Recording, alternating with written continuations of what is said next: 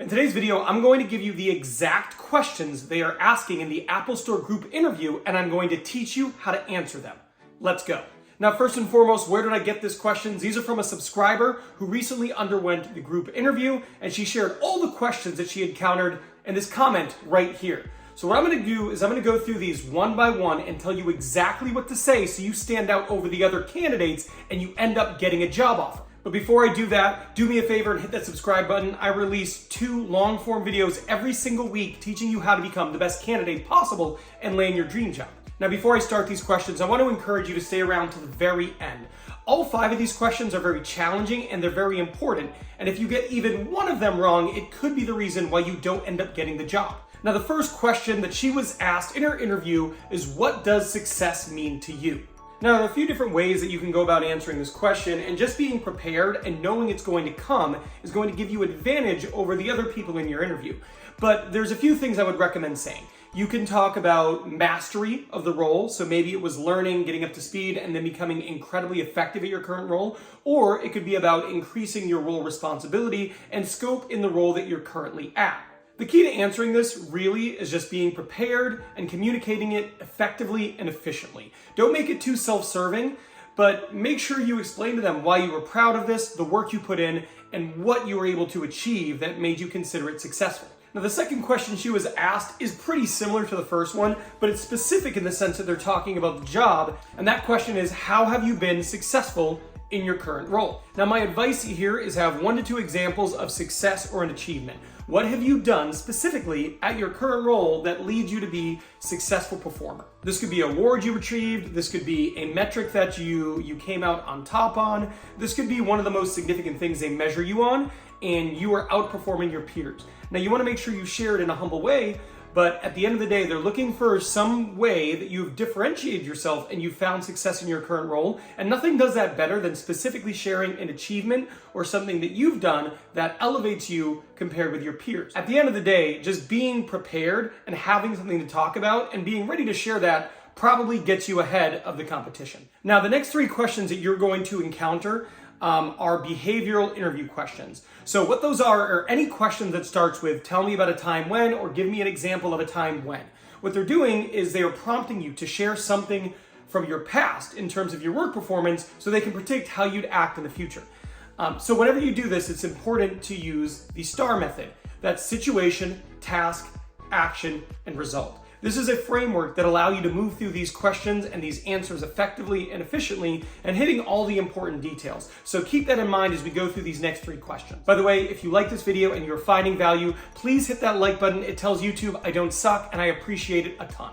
Now, the first behavioral interview question that you're going to get asked is, tell me about a time that you almost lost a customer and how were you able to turn it around? Now, there are a few keys here, but the first thing is, as you're going through this, remember situation, task, action, result.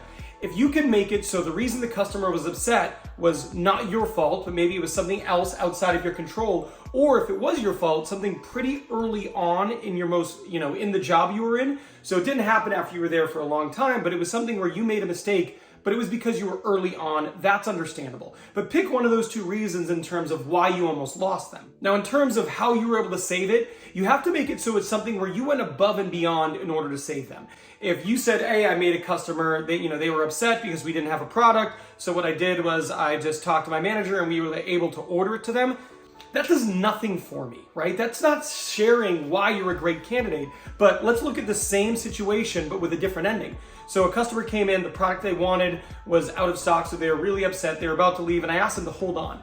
What I did was I ended up calling around, maybe I think it was like 4 or 5 additional stores, and I was able to find one that had it. And I was able to ask them to hold the product until the customer was able to be there. They were super happy. They went there and they actually came back a week later and let me know how thankful they were that I went above and beyond to help them find that product.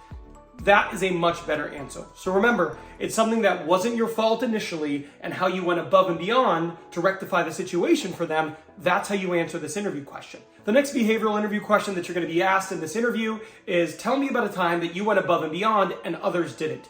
Now, here's the challenging part of this interview question. They're basically giving you a negative prompt. The negative prompt is other people didn't do things. They didn't do something they were supposed to. They didn't go above and beyond. But in a job interview, it never benefits you to be negative. So how do you do this? So whatever you're sharing that other people didn't do it, don't talk negatively about them, don't harp on it, and don't go into a lot of detail about how many people didn't do it or why they didn't do it. So make it something reasonable where, there was a situation that came up and, other people said, oh, well, I guess that it just kind of is what it is. But maybe you weren't willing to deal with that. You weren't willing to say, well, no, that's not how it is. Maybe we can do something about it. So that's the first and foremost. Whatever the situation is, even if the other people, there's an opportunity to be negative about them not doing it, try not to be overly negative. Apple puts a big emphasis on being a good teammate, so you want to make sure you come off as one. Now, the second thing that I want you to say about answering this interview question is you want to give a compelling reason as to why you went above and beyond. So other people weren't willing to go above and beyond, not a big deal. But you wanted to go above and beyond. Maybe it's because you love learning. So you're always motivated to find an answer when there doesn't appear to be one. So because of that, you decided to go above and beyond. What you're doing here is you're not just giving them an example of why you went above and beyond or when you went above and beyond, but you're also giving them the why. You're giving them a glimpse into your personality and what's made you effective and a great teammate in the past. If you give them just an example, like they didn't do it, but I did, okay, that's nice. But if you go, they didn't do it, but I decided to do it because for me, a big part of my personality is I love learning and I love a challenge. So I decided to go and put in extra effort to learn this. It is much more compelling and it gives you an opportunity to sell yourself a bit extra as a candidate. Now, the last behavioral interview question that they ask is, give me an example of a time where you took an experimental route to getting something done. Now, the big key here is you can't break any rules. You can't do anything that's dangerous, right? Experimental doesn't have to mean crazy and dangerous and too out of the box. So maybe there is a procedure that is typically done, but you realize there might be a better way to go about doing this. I might even say, I ran it by my manager and let them know, hey, we typically do things this way, but I thought of a different approach. Would you be okay with me trying it? Them saying yes, and ultimately you won. This has to be an effective thing where you decided to do something and the outcome was positive. If you decide to break a rule, do something different, and then you fail, that's not a compelling story. It doesn't put you in the best light.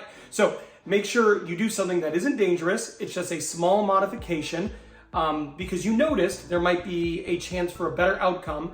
You asked permission, and then it was successful with whatever change or modification you made. Hey, now this video is done, but you should go watch this one because this is what is coming next for you. This is the group interview. You are gonna crush it, but what's next? It's the final interview, and you wanna crush that too. So watch this video because I'm gonna teach you every single thing you need to know to nail that interview and ultimately get a job offer at the Apple Store. So watch this and good luck. You got this.